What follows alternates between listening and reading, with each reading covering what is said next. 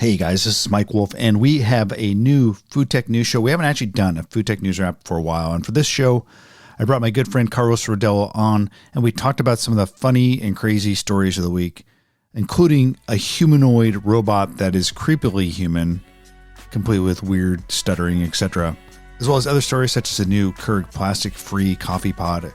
We're going to be trying to do this every week, and so if you want to watch us live, you can check out the Spoon YouTube channel. You can check out the Spoon on Twitter. And also, I will drop a link into the show notes here to watch us on StreamYard, which is where we actually do the show. So we'd love to have you join us next week, March 22nd, for this. By joining us live, you can watch the video and see what we're talking about, because we have a few pictures and videos we talk through. But it's still quite enjoyable listening to audio only. So if you want to listen to the podcast, keep doing so here on the Spoon podcast feed, or join us live on StreamYard or our YouTube channel. And we will also have the archive videos on the Spoon as well. So, all right, that's it. Let's get to my conversation with Carlos. All right, I think we're live. Hey, Carlos Rodela, we are live for our first in a long time food tech news catch up. How you doing, man? Good. How are you? We're back. We're back. We're both sitting here, and there's just some interesting stories this week that I felt we had to chat about, but just generally wanted to shoot the bull with you. Which everybody says. That's a saying, right? That's a saying. Yeah. I wanted to keep it PG. I could have said another word, but I'm glad you did. The cuss words will come out later, I guess. But yeah, I mean, you've been reading some of the stories we've been putting out, but also there's some other ones that have been floating across the ether that we'll get to. Yeah. Let's get to this first one. I'm going to show a picture. So we're experimenting using StreamYard to record this for the first time. So we're going live stream, I think, on YouTube as well as Twitter. This first story, Carlos, this was a big deal. Keurig unveiled essentially their first ever plastic-free pods. It was a complete revisiting of their platform. Alongside that, they also introduced a new brewing platform called Alta. What do you think, man? Well, the reason I abandoned the Keurig was I was tired of throwing away all those plastic pods. I felt so guilty about it. Exactly. So I feel like this is gonna be a big deal for them. Yeah, and it's like perfect time for people to, buy one of these if you've been on the fence. For me personally, I'm going to be doing this. Like, it's responsible. I mean, all the food tech nowadays has to be thinking about the planet. You have to be. And I think just in general, yeah, just throwing things out all the time was annoying and not good. So I'm straight up going to buy one. People who have read the Spoon probably have heard of the company that they use for the technology. They partnered up with a company out of Switzerland, a company called Delica, and the platform is called Coffee Bee. And so this was essentially a licensing deal where they licensed the technology, but also Keurig had a bunch of its own intellectual property that they tied in here. Essentially what the new pod is, it's shaped differently. If you remember what the old pod looks like, it's kind of longer. Yeah. Mm-hmm. This one looks like a hockey puck. Yeah, puck. And it's flat, which is different than the Delica Coffee Bee, because the Coffee Bee is actually a coffee ball. It looks like one of those little round chocolate balls. That's the one that is in Europe. The Keurig one is a hockey puck shaped thing. And the reason they made it hockey puck style is they wanted to be able to actually scan a code on top that allows the machine to understand what kind of brew it should make. So if it's a espresso or if it's a light roast, it can completely change the water pressure, the heating, etc. Yeah, it's super cool. And I just like the form factor better. The hockey puck style versus the round ball the old Keurig pod. Yeah, better than that. And then just in general, again, like doing good for the planet and building technology that's smart for reuse, More details on this for those who are wondering, like Carlos, who wants to buy this thing. They aren't gonna have it out on a full commercial release this year. They're putting it out in beta for some testers. So you might want to try and sign up for that to get on the trial. They haven't released pricing. They don't have the full release date yet. What they are releasing this year was the other news they dropped is they actually have another new brewer that actually has a technology called Quick Chill in it. Mm-hmm. And this is actually the first ever Keurig that has built-in chilling for the coffee. They have a machine out now that basically they call a cold brew machine, but all it does is pour your hot coffee on top of ice. So nothing's right. You just put a cup under it with ice, and that's what they're calling their iced coffee machine. This actually has built-in cooling, so it'll brew hot coffee at whatever 170 degrees reduces it down to about 60 degrees by the time it comes out and pours on top of the ice. So you don't get that watered down ice effect Right. as you might get with the other one. So I think that's a cool one. That one's going to be out this year. So if you want to get their new cold brew flash chilling machine, you'll be able to get that, I think, by the end of this year. So that one's out first. Yeah, I'm gonna have to join the beta program for the other one then, because that does sound cool. But yeah, I just like the fact that they're changing it up. You know, they've been around, they've been in the industry for a long time, and they're adding new things. But the chill thing, do you do that? Do you have that type of coffee? I wonder how popular that type of coffee is. And I interviewed an exec from Keurig, and what she said is a lot of the younger folks are having cold brew, cold kind of iced coffee in their Starbucks when they're going out to coffee shops, but Hmm. there isn't a lot of machines to make it, at least in a single use form factor, a cold coffee. You Got can it. certainly brew a pot of coffee, put it in your fridge, but then it kind of it tastes a little bit old and it's not like fresh brewed. So I think what they're saying is this is a fresh brew machine. It chills in the machine and you have a cup of coffee that's cold. Right. Yeah, I like that technology that it like brings it back down to what is it, 60 or something. So Yeah. it actually starts at super hot and then brings it back down. Yeah, you don't want to do it in your fridge. It's going to smell like fridge. My uncle used to take a pot of coffee. They'd always put it like he'd drink the same pot over a couple days. He put it in the fridge. So I don't want to be my uncle. Yeah. And this allows me to actually do fresh coffee that's chilled. They didn't give me a lot of details on the tech. I was asking them, what is the chilling? And they didn't release that information. I think there's a lot of technical details that we still have to uncover. But so if you're interested in this, I think this will be a new one for those who want to do single serve cold brew as well. The additional slogan is "Don't be your uncle who puts coffee in the fridge. Don't be your crazy uncle. Don't be your crazy uncle." All right. So this next story is a fun one. There was a company out of Spain, actually the Valencia region, which is doing a really cool countertop.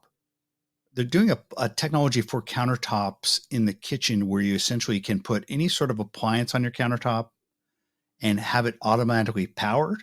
And they're also going to have in the countertop. So this can be just regular porcelain, like your normal kind of granite countertop. You can actually just put a pan down and it'll have induction heating built into the surface. So there'll be these cooking zones where you can get power and heat as well. And I haven't seen anyone put this out in North America yet. This seems like this technology, which I've been writing about for a while, has been talked about for a long time, but hasn't been reviewed. I'm going to add a little video here. Has a great guy. This guy's actually demoing it. So you could, those of you listening in, you can't actually see it, but we'll describe it. You can see this guy if you're watching the video live stream, this really enthusiastic guy talking about how he's moving the pot around to get heat. And then he puts his hand on and says it's safe. So if you have kids, because it's induction, you're not going to burn your hand. I love And that, by the way. yeah. And as you can see, it just looks like a granite countertop, right? But it actually has built-in cooking zones into it. Yeah, he says in the video that you can use lots of different types of surfaces. It just has to be a certain width, I guess, for them to put the technology in it. But like you said, it's so cool in the fact that you can literally have it be safe to the touch after it heated up something because of its like ability to go up and down in temperature. And like you said before, we cover it on the spoon a lot, just in general, this idea of, wireless and no cords and also just have the countertop be cooking things. But I think this is bringing it all together. They're also working with partners to build these countertops. So it's not just one company, it's Cloen with a couple other companies working together. And they said also in this video, if you don't want to actually buy their appliances, they have a little mat you can put down and then like your own appliance will work with it. Yeah, exactly. And if you're watching the video, you can see how he just put this blender on top of the counter and it's getting powered without any cord. So the power's coming through induction there. And the company partner, you mentioned the partners, they're working with a company out of Spain as well called Porcelanosa, I think is their name. They're also a Spanish company, one of the bigger countertop tile companies in the world, I think. And so they have a showroom in New York, so you can actually see it in a few cities.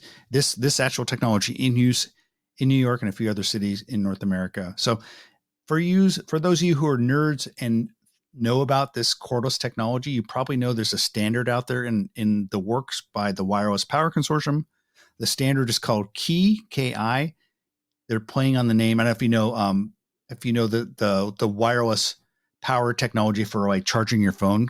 That's Hmm. called QI. Yep. So their kitchen one's called KI.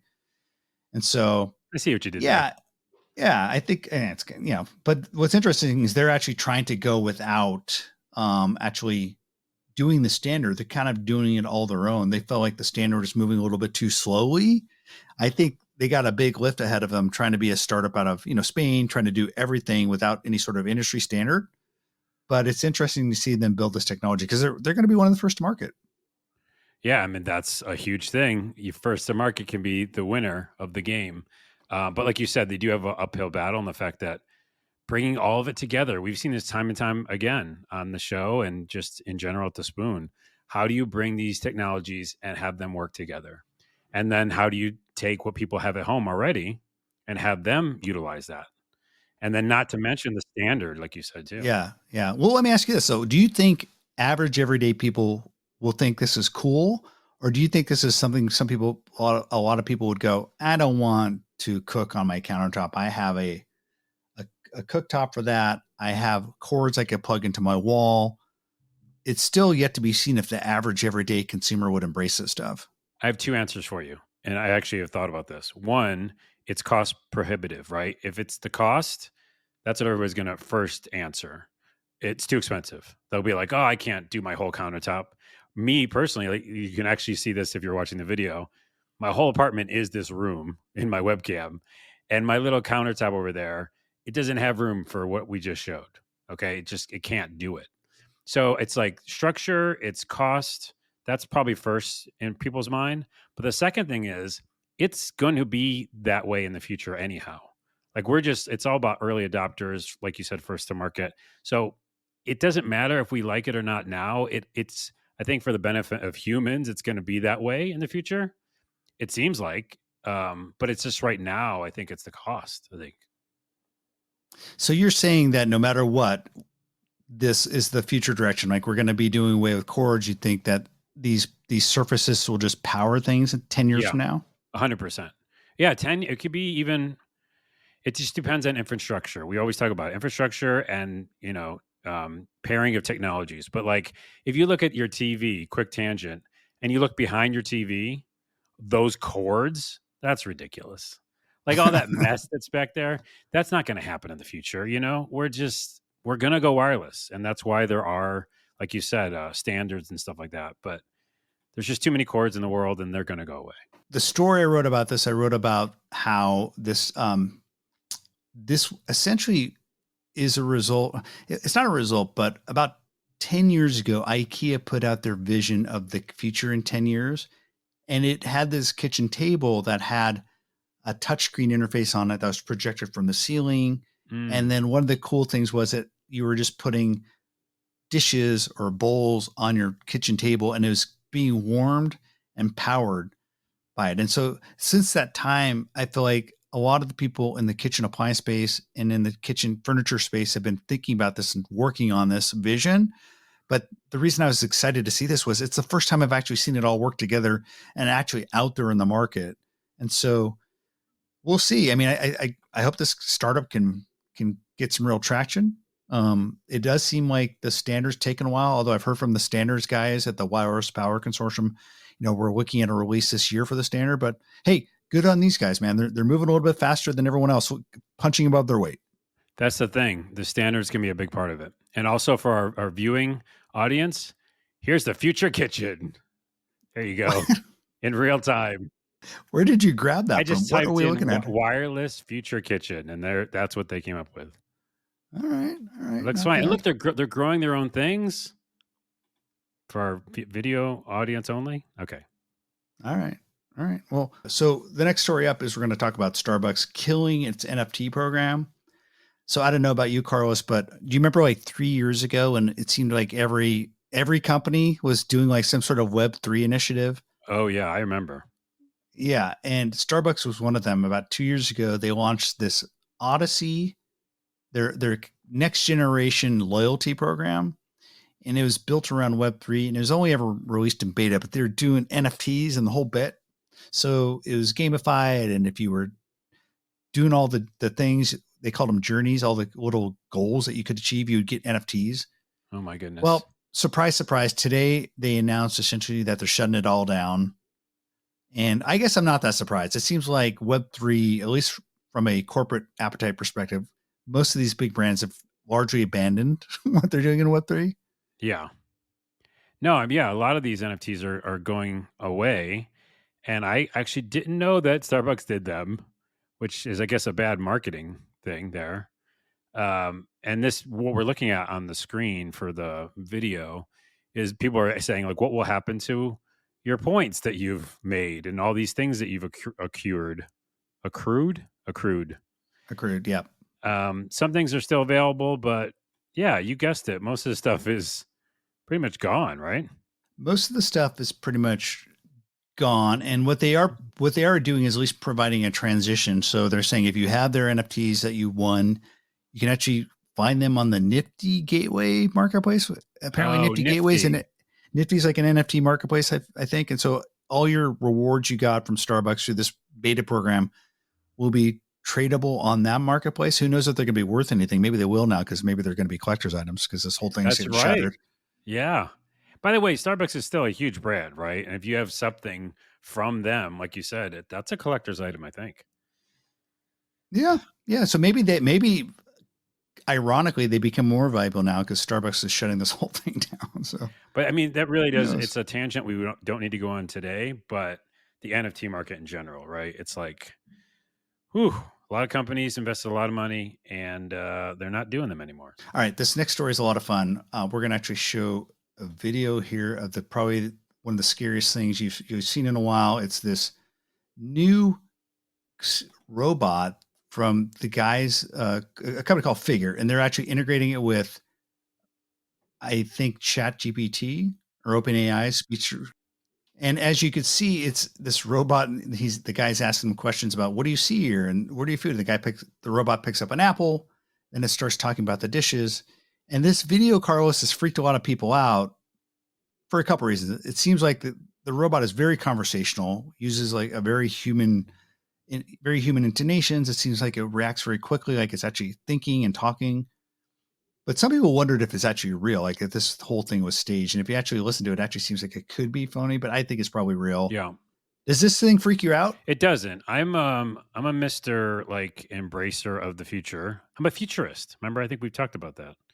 And I enjoy it. I know, yes, I will fight alongside my humans if we need to, and Terminator happens. But in general, I am excited and embrace technology and want to work alongside it.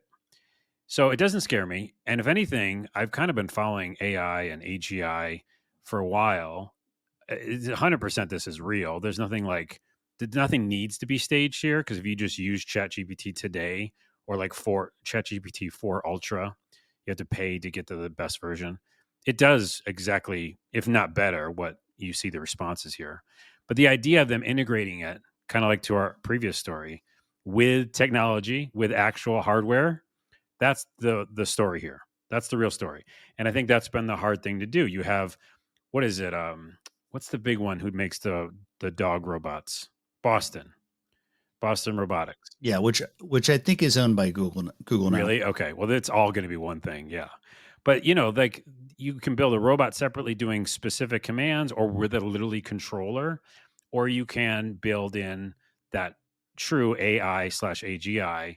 And then that thing is powering a robot. So yes, it can be scary in the fact that like we don't fully have an understanding of what our AGI is going to do and not do, and if we tell it to not do something, if it won't do that. But I think in general, that's what this is. It's like that first early pairing of what we've been utilizing essentially all the time right now with ChatGPT, and then putting it together with a robotic part. It seems like all the companies, I think, including Elon's company, maybe it's Tesla that's doing the humanoid robot. They always seem to want to put it in the kitchen first, just like this figure robot was in the kitchen manipulating and doing dishes. It does seem like I don't know if it's because we as humans have been trained since Rosie the robot that figure like humanoid robots should be like doing our cooking for us, Yeah. but it always seems like they put them in the kitchen. That's so funny because in our YouTube short that's going up soon on the Spoon's channel, you should check out YouTube, the Spoon. But I actually used the Jetsons reference, and Rosie the robot. Yeah, for sure. How original. How original, What, Carl. that I use Jetsons? People don't even know what the Jetsons are. You'll learn from our YouTube short. But no, I think you're right. It's funny how much of, well, what is it? It's technology being utilized for how it can help us do our day to day stuff that we're just tired of doing. I think that's really what it is. Robot garbage people, is that the correct term? Garbage persons, robot I don't things that know. we don't want to do.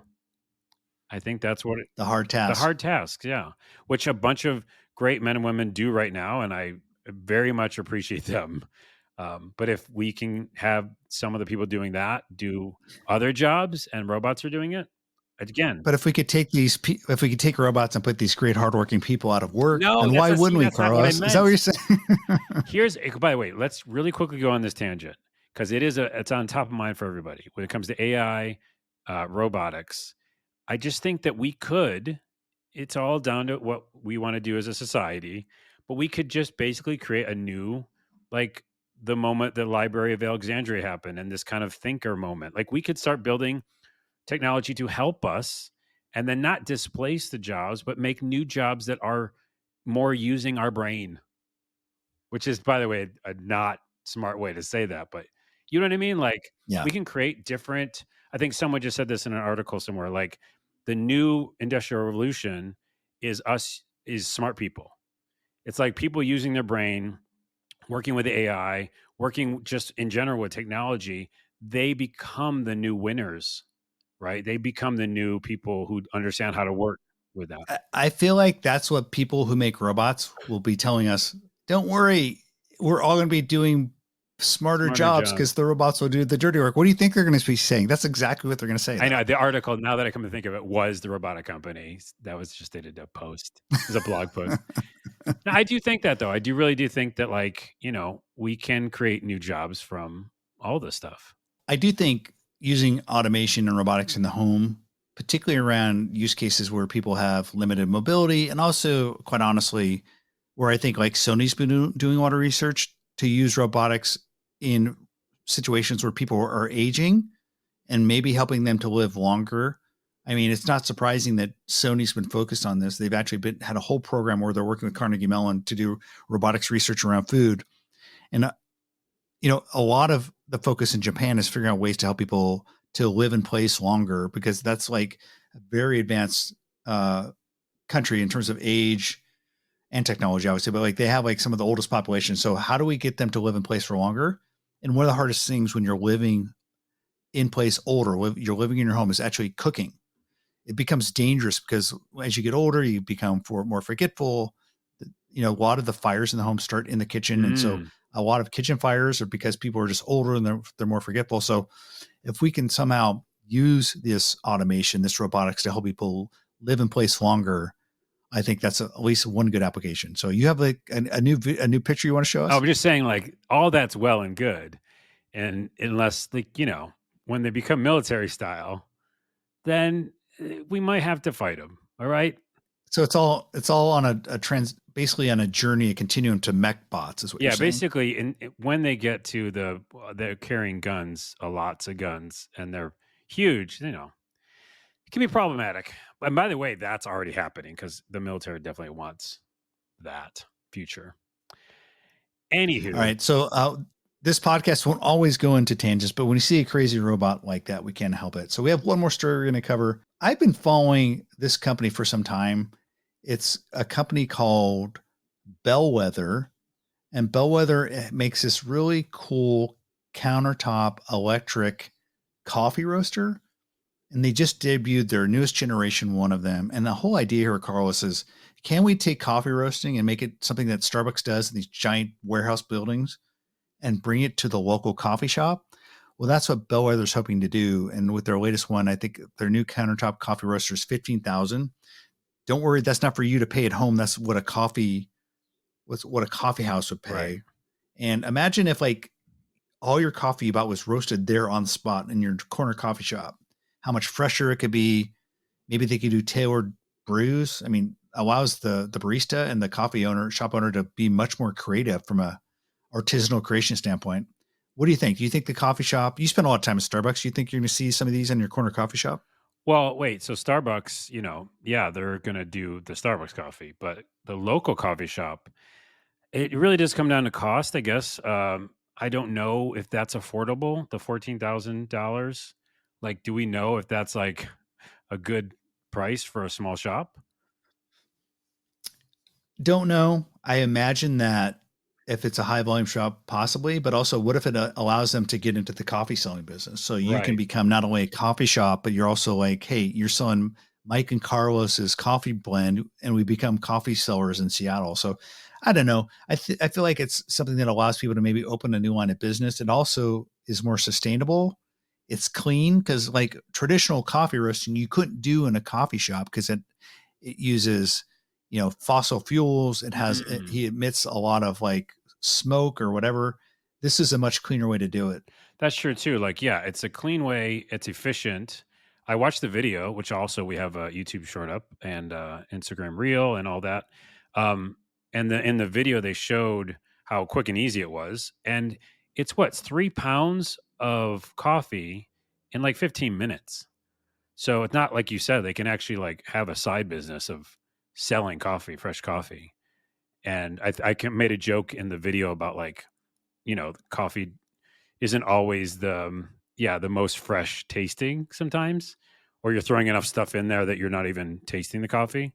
But this could change the game for it comes to a more rich flavors and things like that. So, I have to wonder also, I remember when the Pico Brew, rest in peace, came out. I don't know if you remember the original Pico Brew. It's one of these oh yeah. home beer brewing machines. And the first one was actually a machine that was pretty popular with brew pubs or even like small breweries in cities, craft breweries, Hmm.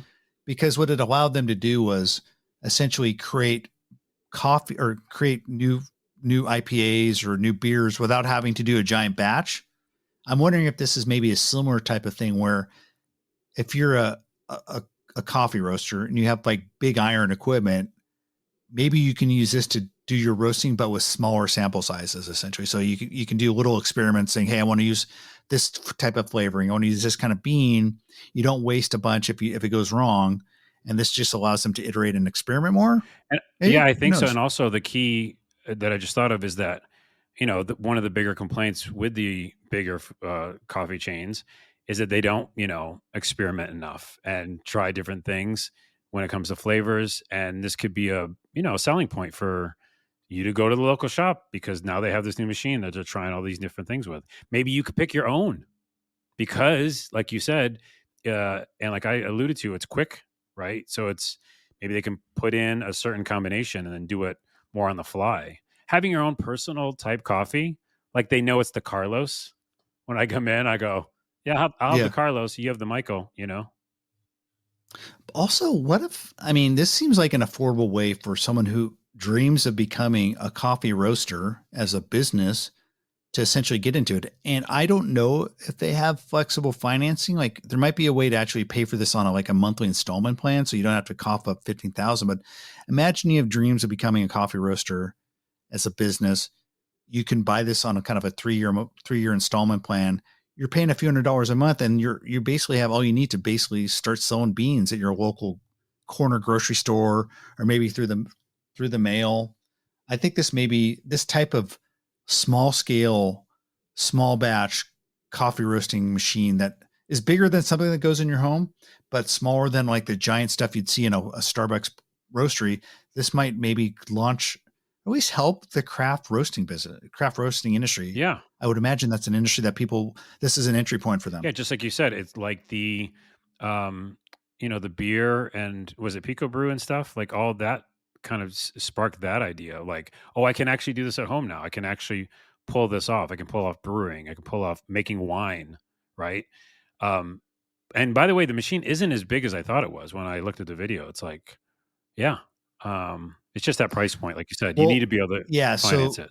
the small version you see there in that picture in the article I wrote, there's that small version, but they actually have an add-on. If you want to do continuous roasting, it's basically a giant bean reservoir. Yeah, it's a little So taller. this thing would Yeah. sit, yeah, it just sit on a big cabinet of beans and would continuously pull them in. And so you could just get those roasting going continuously. And then because your online store that you're going to set up for Carlos's coffee, you're going to need that, Carlos. You're going to need a pump through the I beans. know, I'm gonna. And I could put it right in this one room apartment of mine. Put it right here. I actually could. I did look at the video. It isn't super huge.